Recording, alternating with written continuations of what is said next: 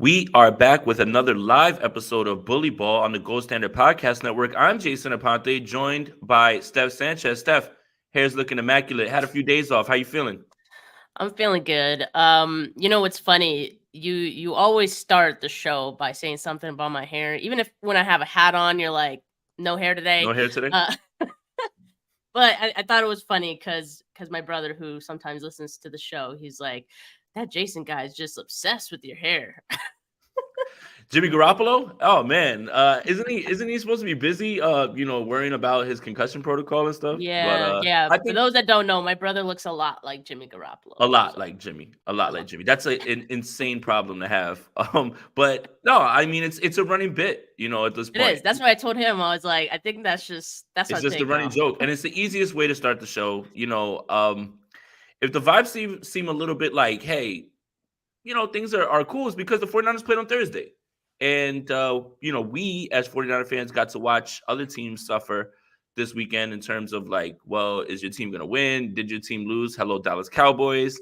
Um, so, Steph, before we get into the football stuff, the Thursday night football game has drawn a lot of criticism in terms of like, well, you got an early turnaround, all that stuff. But I got to tell you, having like basically like Friday, Saturday, Sunday off, like just so we could like watch football, I sign me up for that. Sign me up for It's that all the time. immaculate.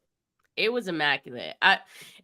Honestly, I think it helps when your team wins Of course. because, like, had they lost, then we'd have this mood going into the weekend, and it wouldn't have been pretty. But I think it's great if your team could win on Thursday. You feel great about it. You can just hang out, touch grass, as I always say, and just enjoy football. Like, I probably checked my fantasy team like over 100 times, throughout the weekend, and it was great because I had the time to do it, and it's a lot of fun. I did nothing but sit on the couch and enjoy football on Sunday. Literally what Kyle Shanahan said he wanted to do. And I was just like, oh He man, just he's like just like me. Yep. I mean, the other thing is too, is I think the process in which I watch football, the 49ers is, I've got my notepad. I always try to write things down so I can go back and remember and mhm. understand, like It's those type of work. things. We're And I'm always on working. edge. People don't Mm, realize that. Like, we Yeah. work. Yeah.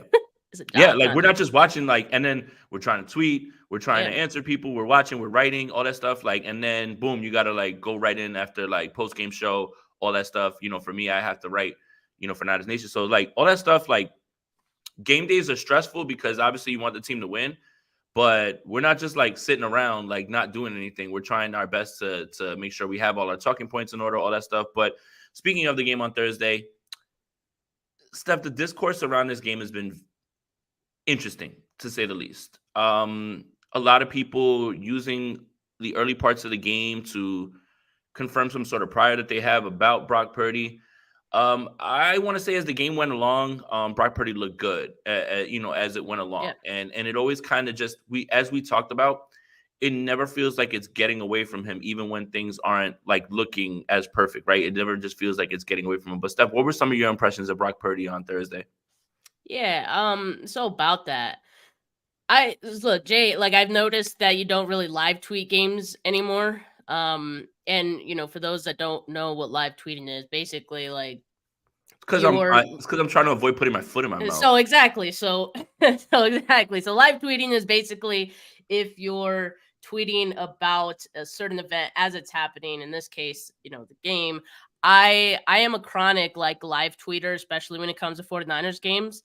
And the issue with that is live tweeting Steph is not half as level headed as normal Steph, the Mhm. Steph that here on Bully Ball and in my podcast and all that. I'm pretty reactionary, and that just comes from being like a fan. I think at the end of the day, that's what we are, and it comes out sometimes, and so I say things in the moment that don't always turn out to be true by the end of the game, and then you get people in your mentions who will want to jump you in the mentions. So that's kind of what happened with me. And so, like you said, you don't live tweet games anymore because you don't want to put your foot in your mouth. I kind of did that on Thursday night talking about Brock Purdy, and I wasn't like it wasn't anything egregious or anything. I just said there's going to be a lot of teaching tape for Brock after this game, and I tweeted that after the the ball that got batted in the air. He was targeting Deebo, and then miraculously it landed like right where Ronnie Bell could get it. And so I think that there were people who said much, I guess, like worse things than that. Mhm. And I was close. Let me tell you, when I was close, and I'm glad that I waited. But so that's just the nature of it, right? In the moment, and I think it was valid to say some of those things in the moment because certainly it was true. But by the end of the game, Brock Purdy shut us all up, and I am so happy that he did. In no way was I trying to confirm a prior either, because I love Brock, and I think I've always been a fan of Brock since he became the starter. And I want him to succeed, obviously. So I'm glad that he was able to turn it around. I think what was disappointing for that, first quarter or so was that I thought he had those throws and he was just missing them.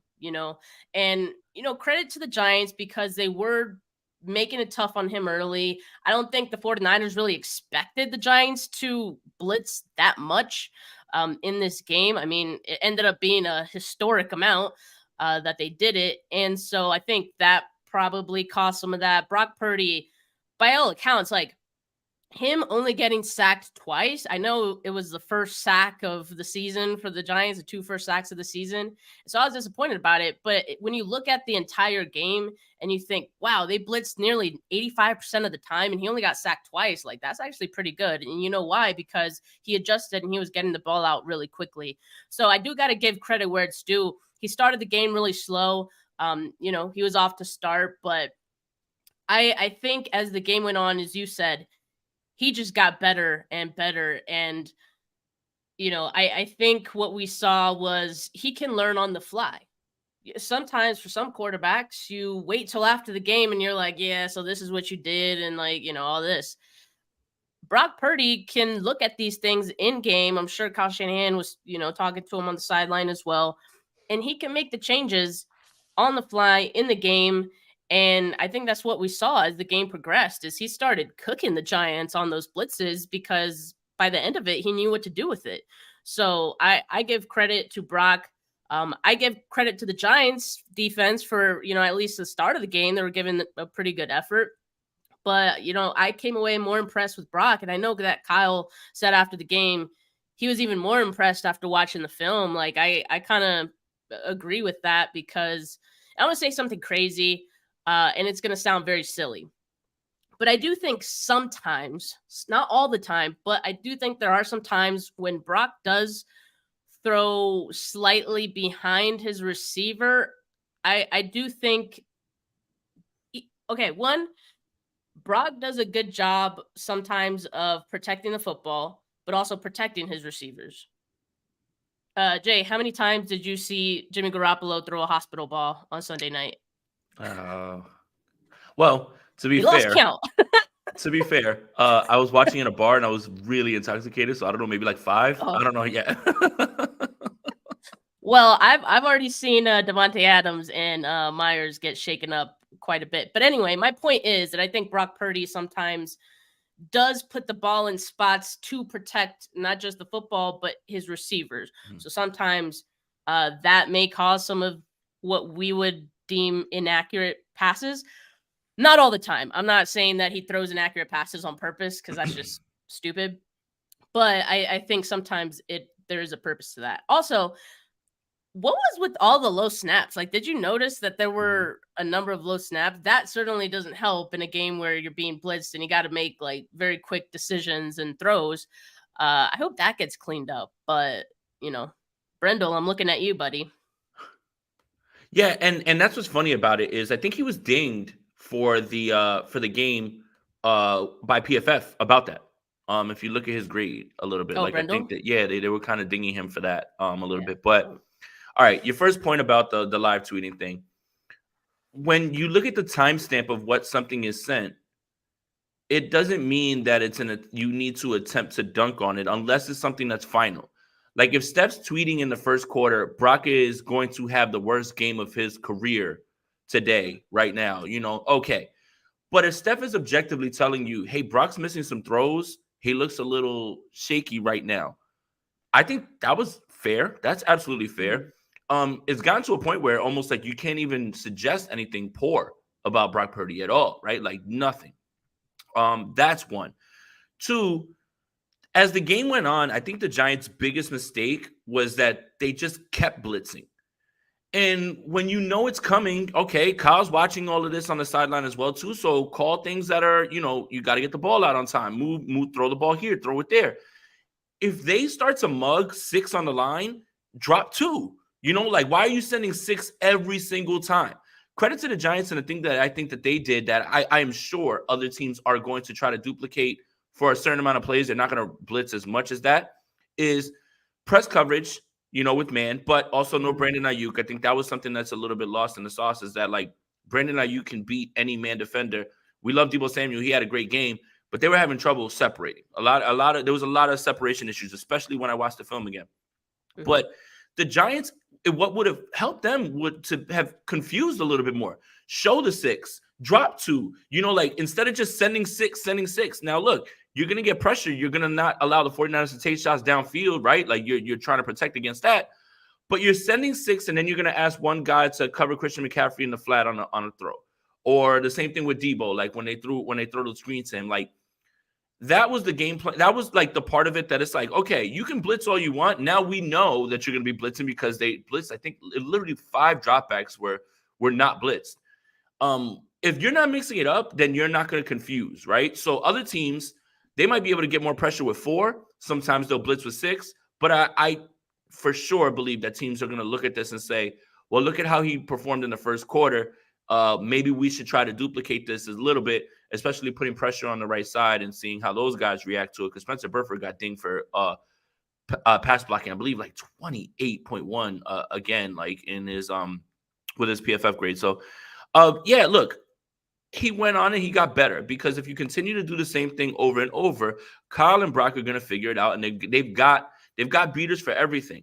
How you keep them at bay is by keeping them off balance and not like doing this over and over. Like, as you saw later and later in the game, those blitzes were far and far less effective because they knew it was coming. They're getting the ball out. And credit to Brock, man. The throw to Ronnie Bell, the throw to Christian McCaffrey, that was an incompletion. That throw to Deebo Samuel. Those are big boy throws. Those are big boy throws, man. And that's what you want to see, because Philadelphia's got a hell of a front line. So does the Dallas Cowboys. They lost to the Cardinals, but still, like, those are the teams that you're looking at. You're like, man, if they can somewhat duplicate that, they have a chance to really try to hold this offense at bay. But Steph, the funniest thing is this: having said all of that, having said everything about this shaky first quarter, first half, whatever it is that you want to call it, 30 points again, 30 points again, and it's not for you to, be overconfident or say, hey, is this the floor? And look at this throw to Deebo. It's incredible, man.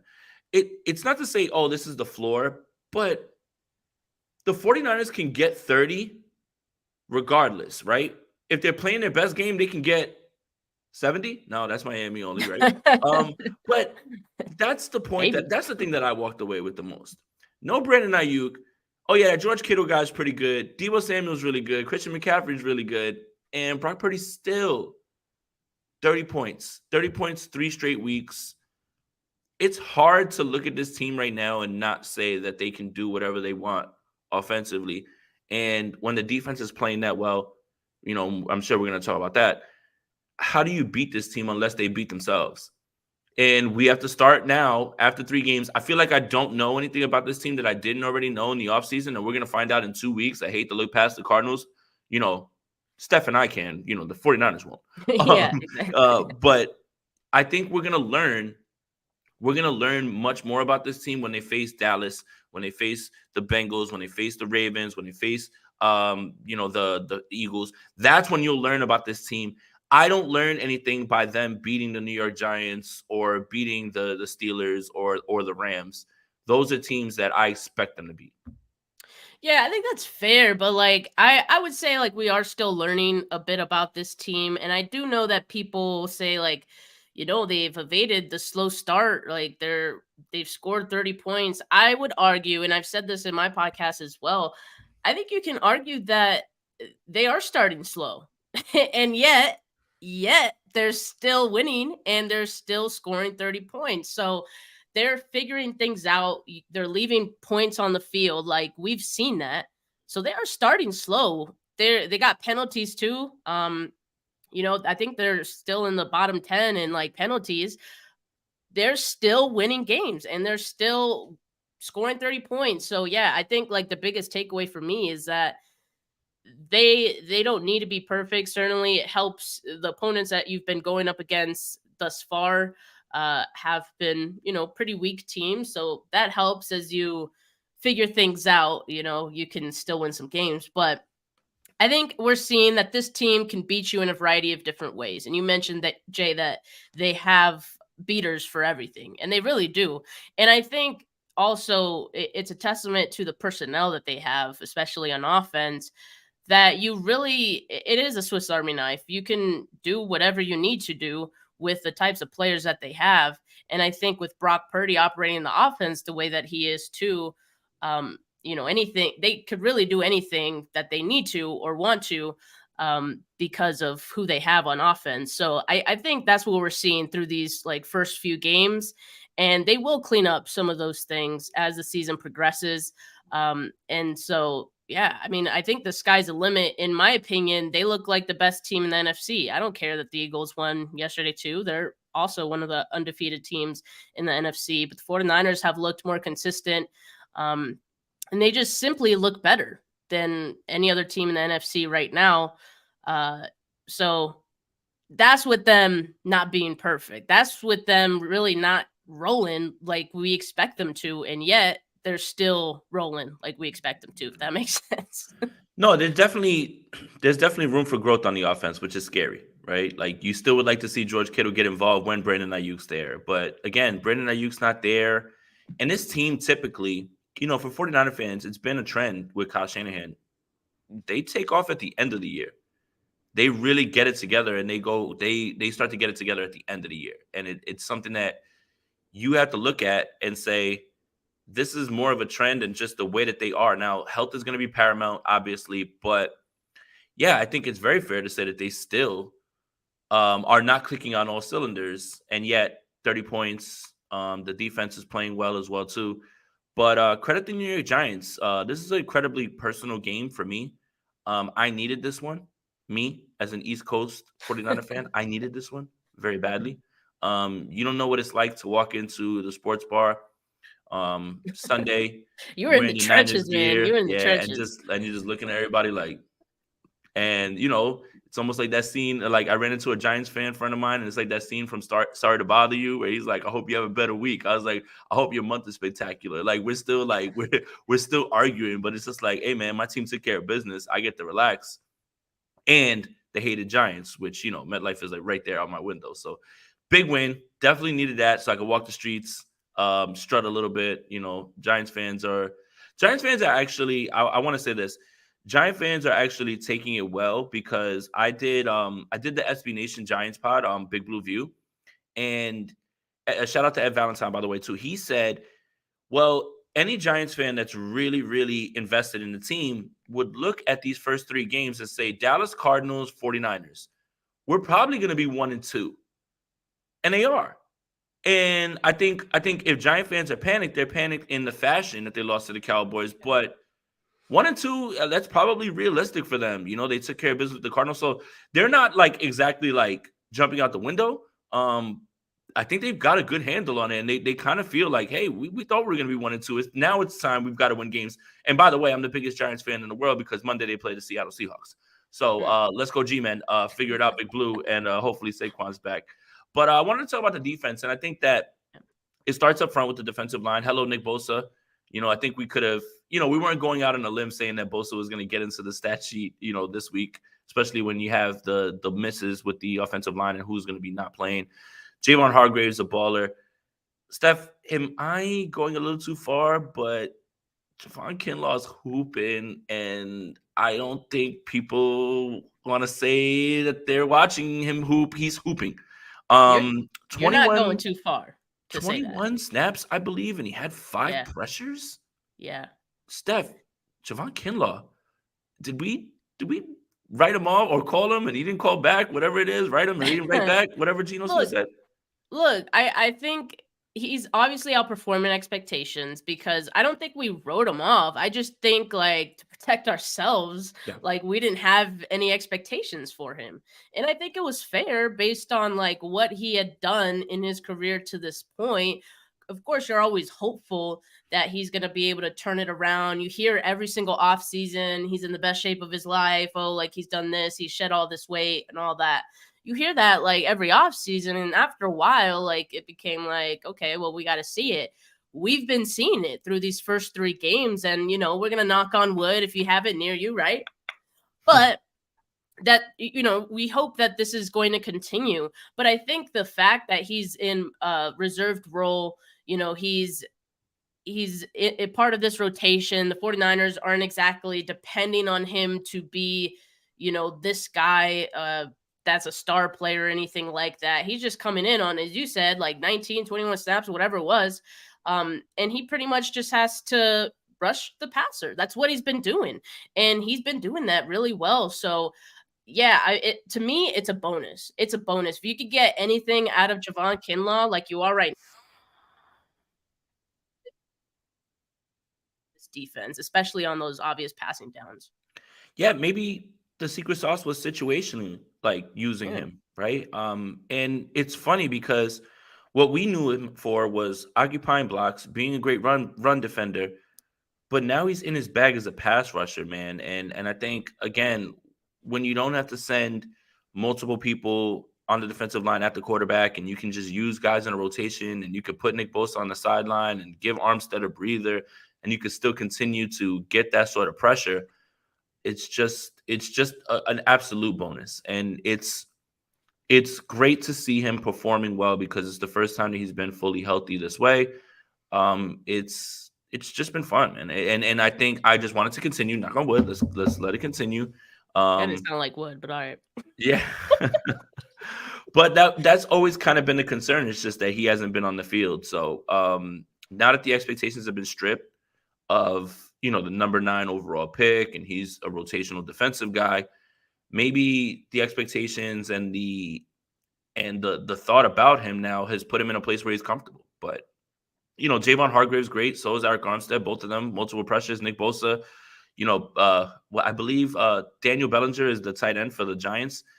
Daniel, if you see 97 in front of you, you might want to get a hand on that guy. Like letting him run right by you might not be the way to protect Daniel Jones. Just saying. I couldn't. Easier said than done. I don't know why they're putting the No. tight I end mean, he on looks him surprised. Like, oh, who's this 97 guy? Oh, he's running past me, and he like barely touched him. I'm like, all right, man. Like, let's get your head on the swivel here. Where's 97? But overall, Matt Breida scores a touchdown. Revenge game, Matt Breida. Of course, the only narrative that matters is revenge games. Sure, man. I'll let him have it.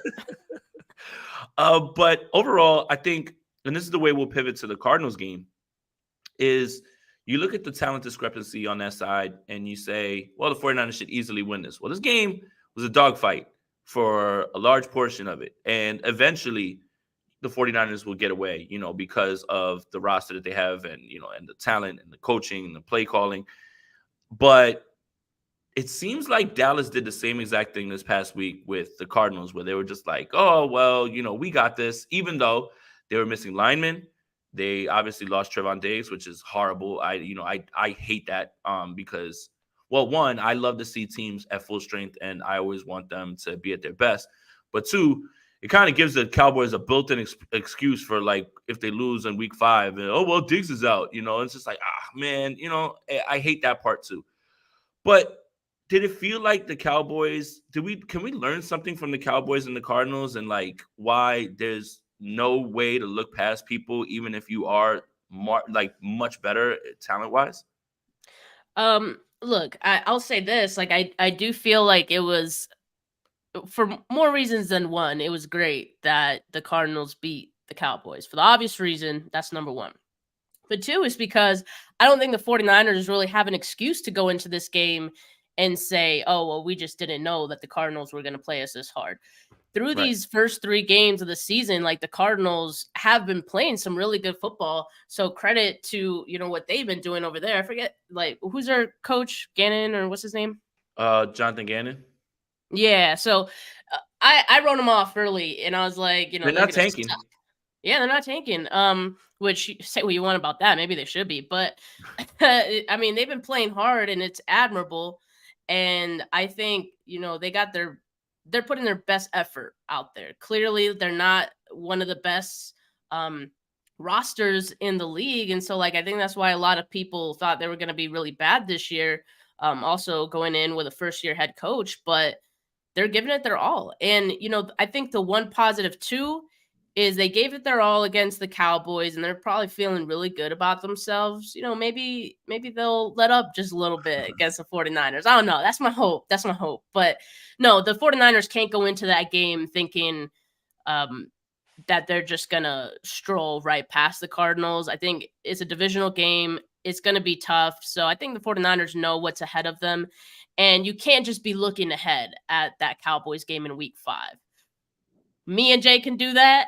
The 49ers cannot Oh, because I it totally am. is it is a week by week thing in the NFL and you have to execute or someone's going to beat you, right?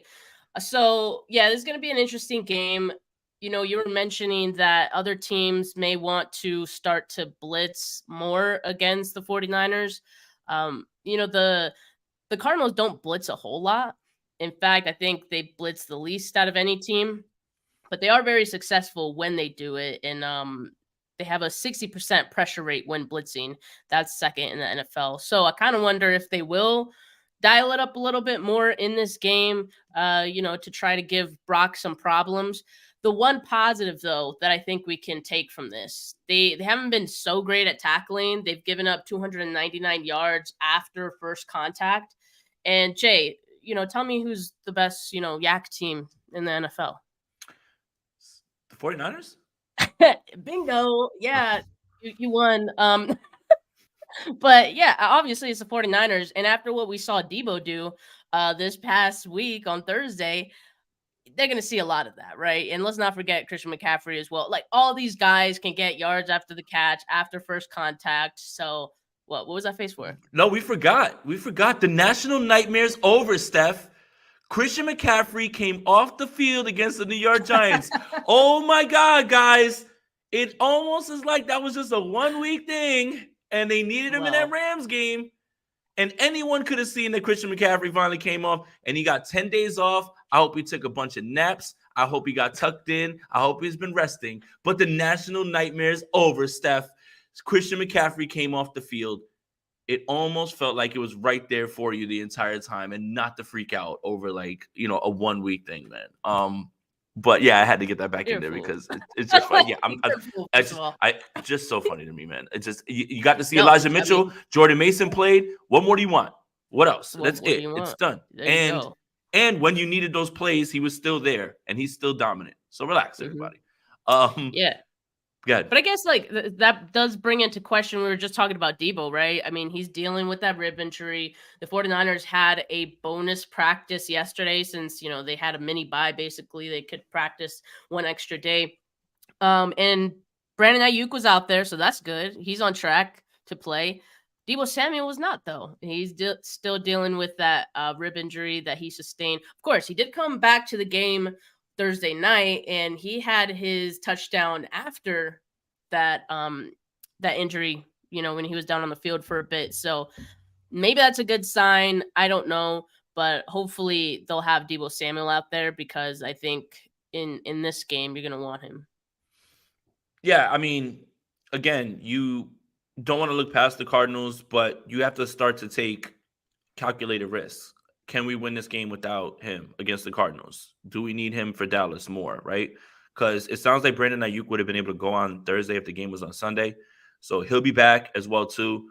Yeah, I mean, Deebo was incredible in this game on Thursday, man. And it's wild to me that, you watch how Deebo gets the ball, and it's almost the same exact way, whether it be a handoff or just a tunnel screen or just a short slant. And it's the defense always looks so surprised. They can't do anything with it and they can't tackle him. And it's over and over, they do it the same exact way.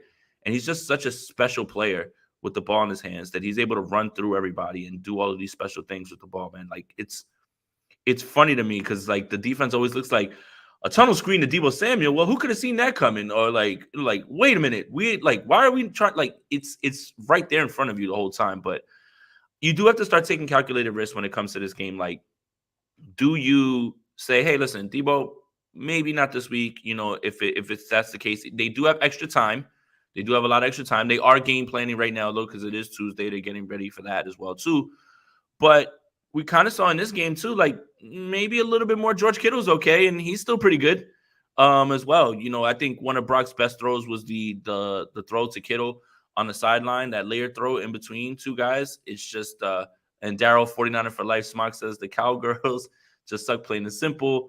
I'm glad they lost. I think we all are. I think America won. Actually, when they lost to the Cardinals, it was pretty funny. That's really why they're called America's team, because anytime they lose, America loves it. America wins when the Dallas Cowboys lose, 100%. I'm looking so far, like I'm looking forward to that week so far that I've already like started making content for that week with like the film from the divisional game. Like, Jesus Christ, man. I know. I mean, I'm gonna do the Cardinals this week for sure. Like, but like, I'm just juiced about that game, and I've been able to like, pull some stuff from the divisional game that was successful for the Niners. That and I'm gonna but that's the big game. That's the one that I'm looking for. But look, with this Cardinals game, you can bet the 49ers are not looking past them. They're a divisional game. We've seen times where there's been letdowns against Arizona. Hello, Colt McCoy. That was a game that I always look back at, and I'm just like, my God, what the hell just happened? And yeah, Dobbs is mobile. He runs a little bit as well, too. We didn't see that from Daniel Jones, though. So, okay. So Jay, can I ask you a question? Yep. Because we were talking about Javon Kinlaw earlier, and I was like, they had him out there as like a fifth defensive lineman for some of those snaps. Mm-hmm. And I kind of felt like, that was to add like extra pressure to Daniel Jones. He's not very good against pressure, but also I thought it was because to help seal any rushing lanes that Daniel Jones may find and run through, because he's known for that too. So I wonder, do you think that we see it more often? I know it was situational, but in this game against Dobbs, we mentioned that he could also run, and sometimes they even do design runs with him. Do you think that maybe we see Kinlaw again in that like fifth defensive lineman situation again? Well, I think that's something that they've been trying out, because they ran it a little in Pittsburgh, and Kenny Pickett wasn't running. I think that's just one of the looks that they want to give the 5 down linemen. So, I mean, it could be for that, but Daniel Jones didn't really do too much with his legs. So I think for the concern, and Rob is letting us know, says that according to Bosa, Kinlaw was asking to be the 5th lineman all week. I mean, it's just when he's playing well and you can get him situationally in there, because I think he only played like 21 snaps, if I'm not mistaken. It's a look that they've been giving. So I'm not sure that it necessarily was like game plan specific towards Daniel Jones, because they've been showing it a little bit more and more throughout the 3 weeks. So, but yeah, Dobbs can run, he can move. And the Cardinals actually ran the football all over the Dallas Cowboys this week. That was a little bit shocking. James Conner. That's why I'm looking at week 5. Yeah, and that's if you're having a problem slowing that down, and Michael Parsons is a hooper. Like, if you're having problems slowing that down and you're able to combat the pass rush with running the football in that fashion, it might be a long day for the Dallas Cowboys. And Dak threw one of the worst interceptions I've ever seen in the red zone. Like, I literally have no idea what he was looking at. Like, sometimes you look and you say, okay, they disguise it really well, or this or that.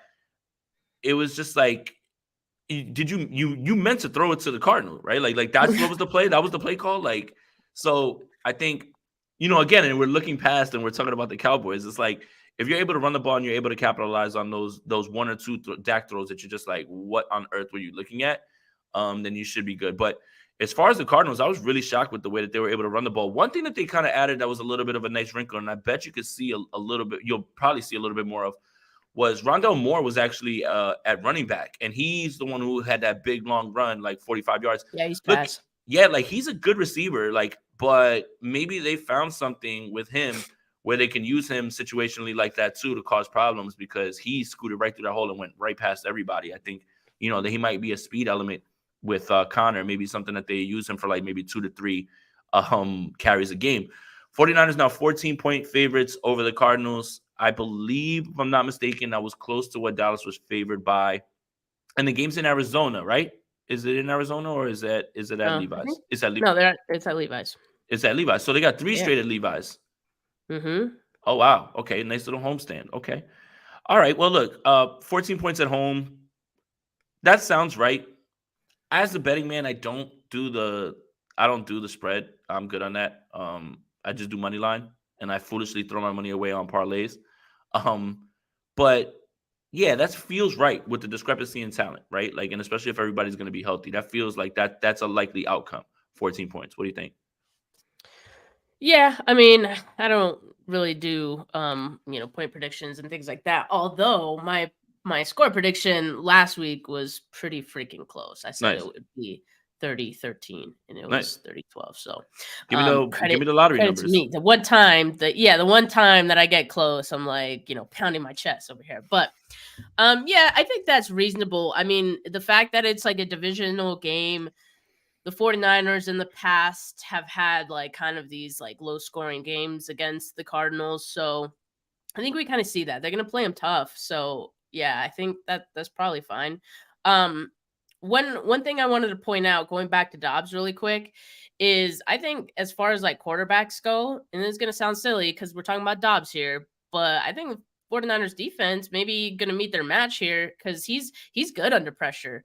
Um, I'm looking at PFF right now. His passer rating clean is 94.3 and under pressure is 107.3. So like he's even better than Brock under pressure. And that's going to be tough, right? So I don't know what the game plan is going to be for the 49ers defensively.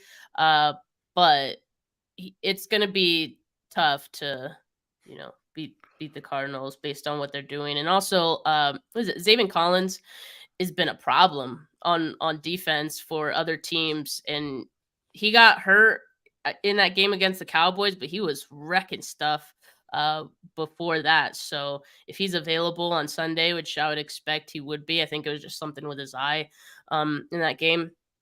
He's going to give the 49ers offensive line problems, I think.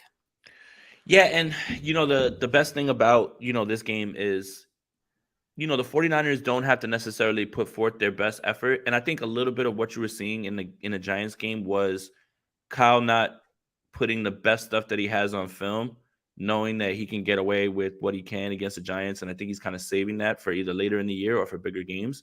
Mm-hmm. So that's something that's, there for them as well too.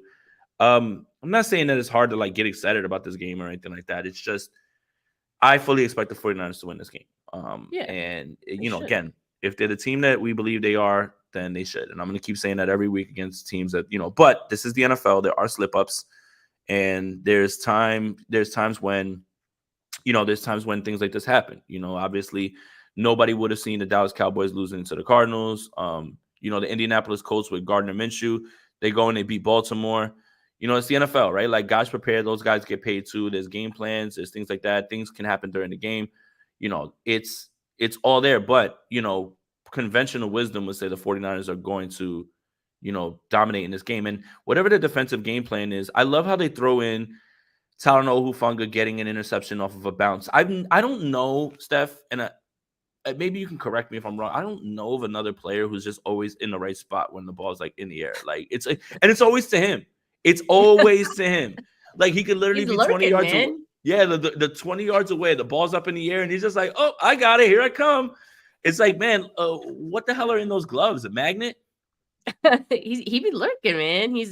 It's not just that he's getting lucky, like, oh, he's just in the vicinity of the ball. Like, I think he's putting himself in those spots, right? So it is a bit of luck, probably, when balls get batted up in the air, what have you. Sometimes you get a lucky little bounce or whatever, and it goes your way. And in this case, it goes to Hufanga's way quite often. But I think also it's a mixture of him being in the right spots at the right time too. But yeah, Rob put this little stat in the chat here. He said that a win Sunday would give the 49ers 3 NFC wins and 2 wins in the NFC West. And you talk about, Jay, the fact that the 49ers, if they're the team that we expect them to be, they're going to win this game.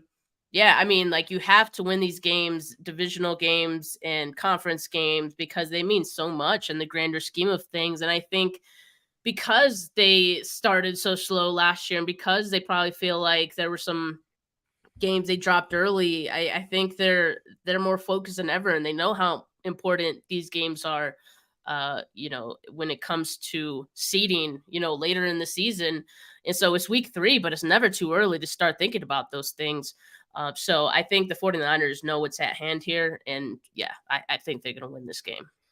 100%. And you know what? I'll probably save that for the end of the show for like a little bit of a funny thing. I'll save that part. Okay. What I wanted to ask is this: John Lynch and Kyle Shanahan are going to be here for a long time. Why is that? Funny, huh? And you know what's funny about it is the larger discussion about who makes what draft picks. And well, that's a Lynch pick. Well, that's a Peters pick. Well, that's a Kyle pick. But yet, like, aside from like the obvious ones, we don't really know like who's doing what, right? Yeah. Like, I just find it funny that like whenever the 49ers find like a 5th rounder or like a 6th rounder, they're like, that's Adam Peters working. Oh, it's Adam Peters. And I'm just like, is it? Like, are we sure? Are we sure?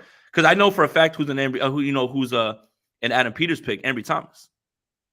That's an Adam Peters pick. That one's not looking so good. Like, it's just funny, right? So the extension comes out and then everybody's like, well, why? Why now? Why? You win 13 games, you build this incredible roster. You have a ton of cap space. And let's not, put the fact that Jed York has probably learned his lesson about sending off great leadership because you haven't won the Super Bowl. So, Steph, I'm going to ask you, is this premature because they haven't gotten the Lombardi, or are you just happy to get this done because it's like they're already built something that's really moving in the right direction? It's not premature. And for the people who say that, I think that's kind of silly because I think what Jed is saying with this, it's a vote of confidence for sure that Kyle and John give you the best chance to win a Super Bowl, for however long they're going to be here, right? And so I think he truly believes that. I believe that. And so you look at other coaches that are available out there, it's slim pickings, right? And you see coaches who, were maybe good as coordinators and things like that. And sometimes, they don't always pan out when they become head coaches. So it's really just you're rolling the dice anytime you hire a new head coach, kind of. And I think, the 49ers kind of hit the lottery getting Kyle Shanahan, and you got to keep rolling that dice because so far, like you're winning with it. So yeah, obviously the goal is to get a Lombardi, and it's not Jed being like complacent or anything like that. It's Jed saying these guys give this team the best chance to get there. And I think based on what we've seen, that's fair to say. Yeah. 100%. Again, when you win that many games, you win that many playoff games, you get to stay. And when you've built what you've built and you have eyes on the future as well too, with cap space and everything as well too, it does feel like, hey, finish the job, but we have this vote of confidence in you, and who can argue with that, honestly? So I'm really glad that that's done. And it's something I didn't expect. Not something that I thought wouldn't happen, by the way, either. But I think, there's this whole discussion of like, well, are they going to move? Are they going to lose Peters? That's probably a possibility, right? Like at this point, right? Like now he's going to be a hot name as a general manager. Do they promote Lynch? All those things. But at the same time, it's like for every time that you look at a pick and you're just like, hey, that didn't work out.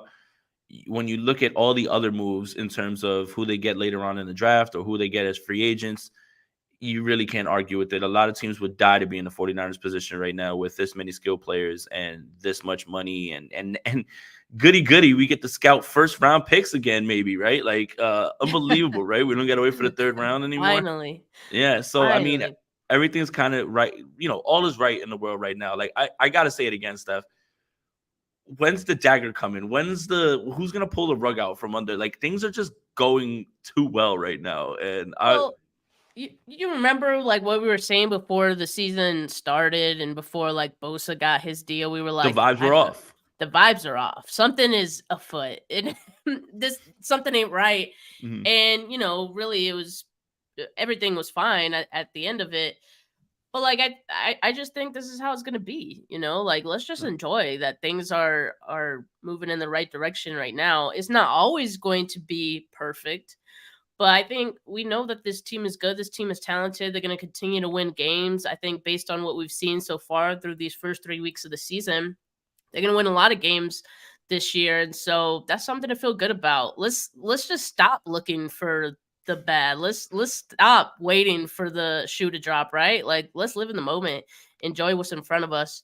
And what's in front of us is a good 49ers team. So I'm not pessimistic. I just I don't want to be caught off guard, right? Like it's almost like that scene in Baby Boy when Tyrese is sitting in the chair and Ving Rhames comes and he just grabs him up. Like that's kind of what I'm waiting for, like right now. But so you're just cautious. You're very cautious. Yeah. Oh, always, optimistic. Always.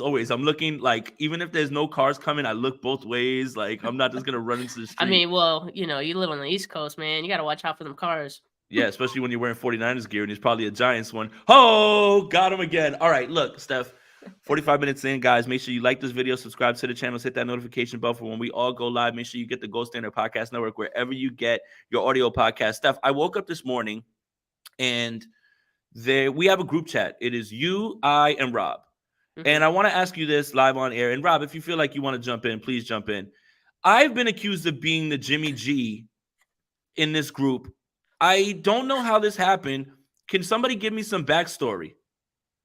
Well, yeah, the context is that the last few weeks, we will be like, hey, are we good to go at this time? Well, every Monday, we're like, are we good for bully ball tomorrow at this time? And Jay doesn't even bother to respond anymore. Like, he would just thumbs up. You don't. He just thumbs up, and Rob's like, Jay.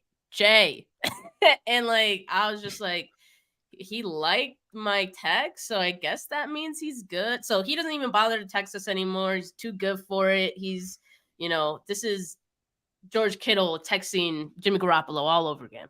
Rob, what do you have to say about this, man? Look, all I know is the facts are the facts. We're recording this on September 26th. The last actual text from Jason Aponte in the group chat came from September 5th. Okay. He brought the receipts out. See, he came prepared too. It's been almost a month, Jay. What's up? We can't get a yes. We can't get a hell yeah. Looking forward to it. You just giving me the thumbs up like I'm some, acquaintance that you just met on the street. Look. Brock Purdy's efficient, and I believe in efficient texting. Meaning, if I send a reaction, that's efficient. It's more efficient than a 3-letter yes or anything like that. I'm involved. You guys matter. I care about you a lot. And I just feel like that was the easiest way to convey that I'm ready to go at the same time as Steph. And that's a thumbs up. Well, I say 8 words, when 3 words do trick. My God. Please put that audio clip in there. I woke up to the and also I told you what I was dealing with this morning as well too. So I just I had my phone on do not disturb and everything, and I just was but yeah, good God, man. I'm getting attacked by everyone. Well, what was funny is that you brought it up oh wow, we were gonna get owned, and then and then he owned me. Yeah, you ended up getting owned. Daryl says, Jason, you do kind of look like Jimmy G. Man, wait, what? I don't know. I mean, I wish. I mean, if I did, I would. Maybe if you squint really hard. Right. Maybe if you're hungover. Thanks for that. Well, I mean, for me, it's just if I did, I wouldn't be podcasting. I'd be modeling. But hey, this has been a great show, Steph. It's good to see you. It's good to have a few days off, enjoy some football, laugh at other teams' miseries. So, I don't think I don't think I look like him at all. No. Look at that guy, man. No, we were saying earlier that my brother looks like him. We don't have a picture of my brother to put up, but he does look like her Jimmy. Brother. Definitely does, man. It's so funny. But thank you guys for tuning in early in the morning. Appreciate you guys. Make sure you, again, like and subscribe. Make sure you're getting the Gold Standard Podcast Network wherever you get your audio podcasts. Subscribe to the Gold Standard YouTube network. Follow Steph on Twitter at Steph49K. Follow me on Twitter at JasonAponte2103 or X or whatever the kids are calling it these days. And make sure that you go to, I never get this one right, the Gold Standard Niners website, goldstandardniners.com. Thank you for that, Rob. And follow on Instagram and follow on Twitter. Steph, it's been great to talk to you. Cardinals week. I'm trying to get amped up for it. But I definitely have eyes on week 5. I definitely have eyes on week 5. But for Steph, for Jay, we're out of here. Peace.